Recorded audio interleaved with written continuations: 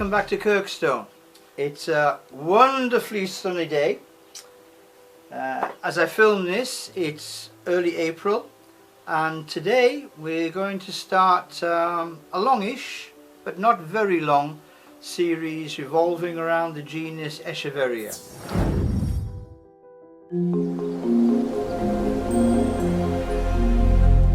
Good morning and welcome back to Kirkstone. I don't know what time of year you're watching this video, but I'll be watching it now.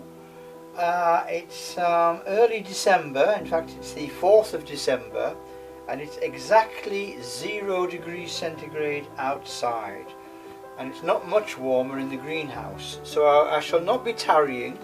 I shall be moving through this with a modicum of both efficiency and grace. I have no idea what it is because I've misplaced the label, so this will be as much of a surprise to me as it is to you. But let us see what we have in this box.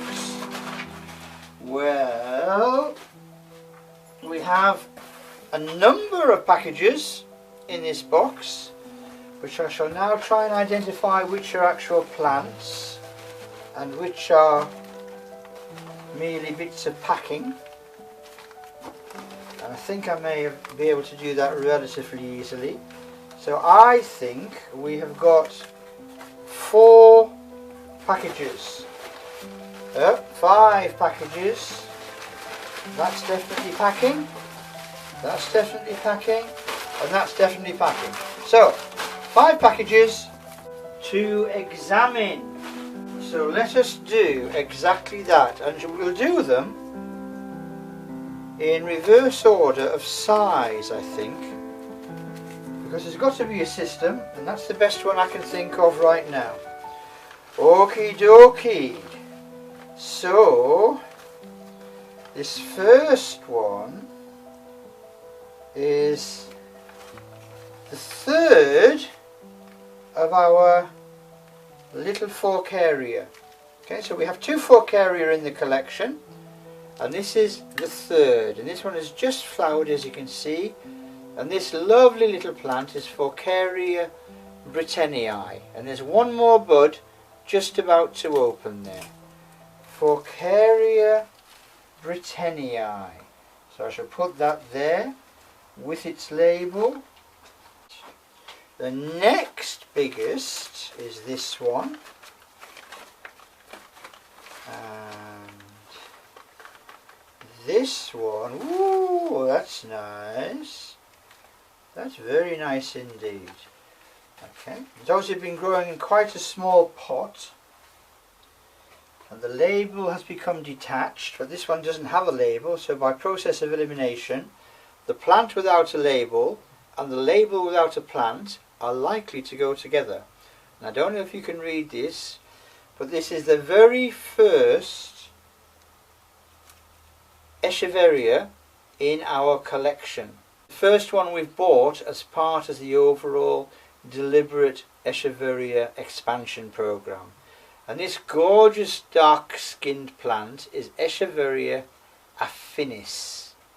Affinis. And isn't that fabulous? Dark purple on the outside and super dark green on the inside. That is a great plant.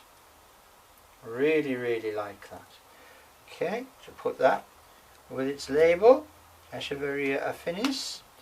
Okay, the next biggest package, there's a label falling on the floor, is an Echeveria relative, which we're also pursuing. And this is a Pachyphytum, okay, the so-called thick plant. Lovely name, isn't it? Well, this is Pachyphytum bracteosum. It's got the typical thick, fleshy Pachyphytum leaves, and you can see it's already branching from below. Pachyphytum bracteosum, and that is the 2nd Pachyphytum in the collection, but like the Echeveria, the first of our deliberate Pachyphytum collection that we're building up.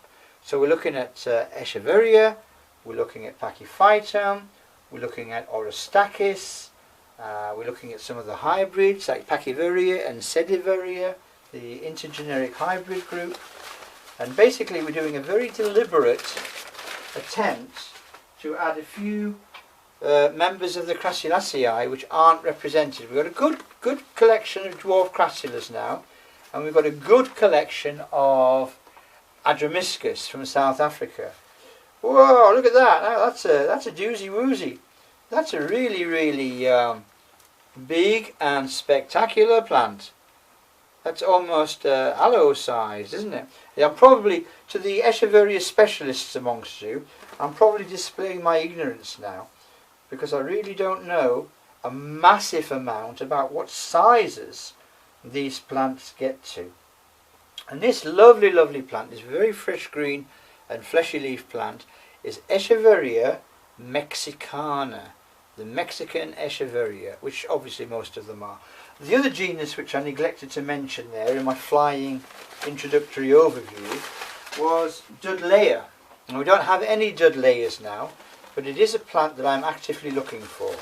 And finally,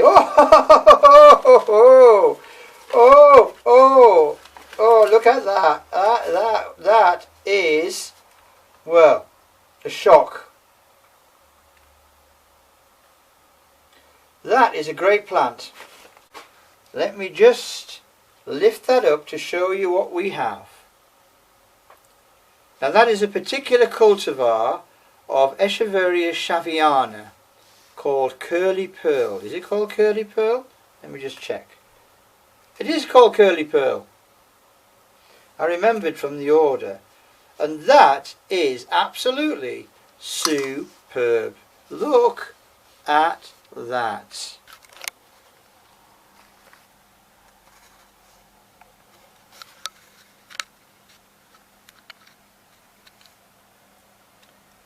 Echeveria Curly Pearl. So that is already a fabulous centerpiece for our little Echeveria collection. So we have 3 today, plus one Echeveria relative, which is this Pachyphytum bracteosum. Let me just lift that up to show you. And then that Mesembryanthemum, that third fork area. But as I say, I really am concentrating on these Echeverias and other Crassula family relatives now. Okay, so I'll take a break there, and obviously what I'll do now is I'll put these gorgeous plants up, and I'll be back to you ASAP. Bye for now.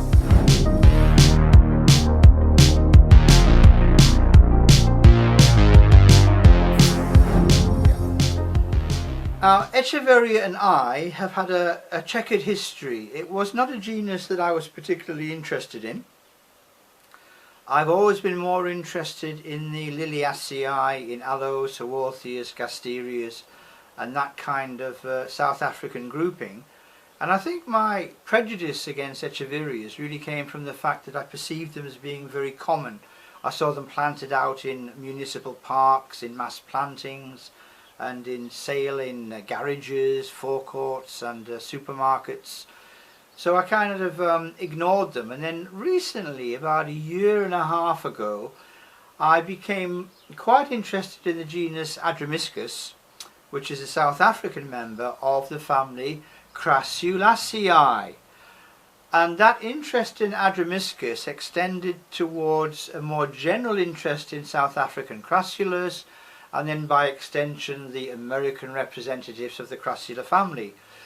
The large overarching grouping including Echeverias, Dudleyas, Graptopetalum, Tacitus also included in Graptopetalum, Sediveria, some smaller growing sedums, and that general rosettiform mix. So Echeverias are native to northern Central America, Mexico and the southwestern United States. So quite a broad geographical span, much wider than, for example, Haworthias in South Africa. But with Haworthias, Echeverias share a number of similarities, and in many ways there are convergent examples of individuals where the Echeverias in America or in the Americas have taken the ecological niches that members of the Liliaceae have taken in Africa. So for example, we have hairy Echeverias like this Echeveria bombycina, and then we have hairy Haworthias like this Haworthia venosta. They grow to about the same size, about 3.5 inches. They grow to about the same height above the ground, about 1 inch to 1.5 inches. They are, to all intents and purposes, playing the same role. Now, Echeverias form part of a much wider Crassula group, including the close relatives that I've just mentioned, including Pachyphytum, Dudleya, and that ilk of similar Echeveria plants, and I'll come back to that point very, very soon. They also, of course, take a botanical relationship to a much wider geographical form, with the inclusion of Madagascan, African and Asian plants like Kalanchoe, like this Kalanchoe tomentosa, and with several other similar groups in other parts of the world, like the Ionium and Grenovias from the Canary Islands, like this Grenovia deotrentalis, which is now Ionium deotrentalis. So there are many, many widespread representatives of the Crassula family, but for the purposes of this first series of videos, we will be looking at the Echeverias in the purest sense. But very briefly, because we will be coming back to these points later on, there is something problematical about the definition of the word Echeveria in terms of botany. Because with the advent of genetic research and scanning electron microscopes and men in white coats making decisions about the names of plants, Echeveria has been designated a polyphyletic group. What? The genus Echeveria has been designated a polyphyletic group, which means that there is no common ancestor to Echeveria. So what? So what, says you? Okay, let's wind back very, very quickly. My name is Arthur Dixon. Now just imagine my name was Dixon Arthur. Dixon would be the genus name, Arthur would be the species name. And theoretically, if you checked all the Dixon's ancestry back in time, there would be one person called Dixon, or one relationship called Dixon, from whom all the Dixons were descended. Yeah? Make sense? Ish, kind of? Right. In Echeveria, there is no common ancestor. There are probably about 4 or 5 different genetic strains within what we understand to be the overarching Echeveria grouping. And within that there is a group of Echeverias which are actually quite close to Pachyphytum. Well, for example, if we look at this lovely white thick-leaved Echeveria lowii, it looks quite similar to this lovely white thick-leaved Pachyphytum. And in fact, the Pachyphytum is much closer to about 9 or 10 species of Echeverias than those Echeverias are to other Echeverias. In the same way, there are some Echeverias which are very close in relationship to a genus called Sediveria. And within the Sediveria and that section of the Echeveria, they're very close, not surprisingly, to the genus Sedum. So at some point in time, the genus Echeveria will have to be split in exactly the same way as Haworthia was split into Tulista and into Haworthiopsis. Echeveria will have to be split into that group of Echeverias which are closest to Graptopetalum, that group of Echeverias which is closest to Dudleya, that group of Echeverias which is closest to Sedum, and that group of Echeverias which is closest to Pachyphytum. It's an artificial genus of plants which look very similar but are in fact not that closely related. So there we are. So in South Africa we have wonderful plants like Adromiscus, like this Adromiscus trigynus, and in other parts of the world we have other members of the Crassula family, but the dominant representative of the Crassulaceae in Central America, in Mexico, and in the southwest of the United States is the genus Echeveria. Widespread, many species, but to rehash, that group will have to be subdivided. But it's a wonderful group. Let's just look at some of the convergence ideas here. So we've got this Echeveria hybrid Ava, which is green, light green, and the leaves have bristles all along the leaf margins. We also have a Haworthia, like this Haworthia blackbeardiana from Cathcart in South Africa, which is very light green and has bristles all down the leaf margins. You get my point? Echeverias and Haworthias are taking each other's role in the same way that agaves in America are the American aloes, aloes in Africa are the African agaves, euphorbias are the African cacti, Didieria and Alaudia are the Madagascan cacti. There are parallels between botanical groupings all around the world. But for now, this is a very brief introduction to a wonderful genus of Northern American succulent plants, the genus Echeveria. Now in each of the videos I'll be coming back to do further expansion of this, but that's a very quick, very broad introduction to the Echeveria plant habit. Low growing, succulent, small, offsetting, very attractive flowers. Native to, last time, Northern Central America, throughout Mexico and the southwestern United States. Great group, great plants. I hope you enjoy the series. Bye for now. Bye bye.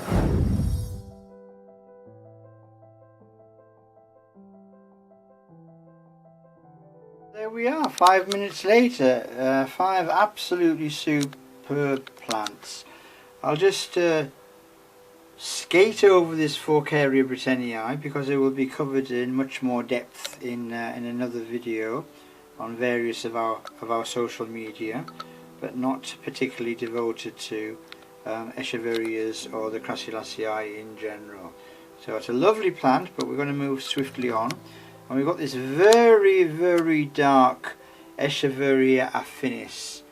I mean, it's those of you who've been watching my videos for a while, the videos that we make here at Kirkstone, will know that I have an absolute fascination for convergent evolution, how plants from completely different biological groups, taxonomically distinct and separate, and often geographically very distinct as well, can look almost exactly the same. They've come to converge because the ecological conditions in which they grow are identical.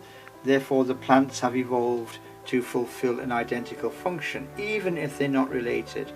So a dicotyledon like an Ariocarpus, like Ariocarpus Scapharostrus or Retusus longituberosus, or indeed Trigonus, will look amazingly like this plant, which also looks morphologically amazingly like both Haworthia, Haworthiopsis limifolia umboensis, and also like Tulistas, various of the tubercle-less Tulistas, the plain ones like Marginata.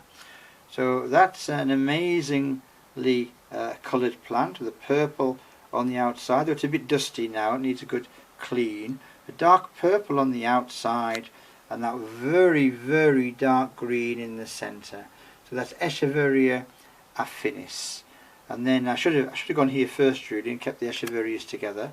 So this is a typical thick-leaved Pachyphytum.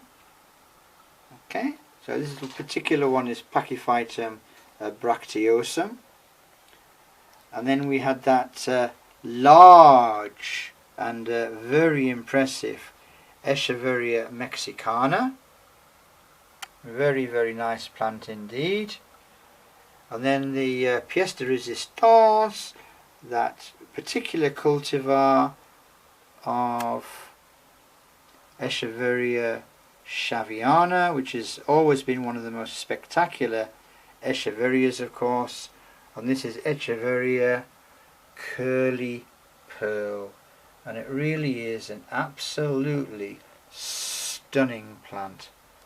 It's about 5.5 inches across, nice and flat, absolutely amazing.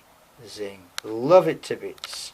Echeveria number 3, Echeveria number 2, Echeveria number 1, Pachyphytum number 1, and that lone stray member of the ficoid tribe of the Isoaceae, Forcaria brittannii. Another lovely, lovely plant. Okay.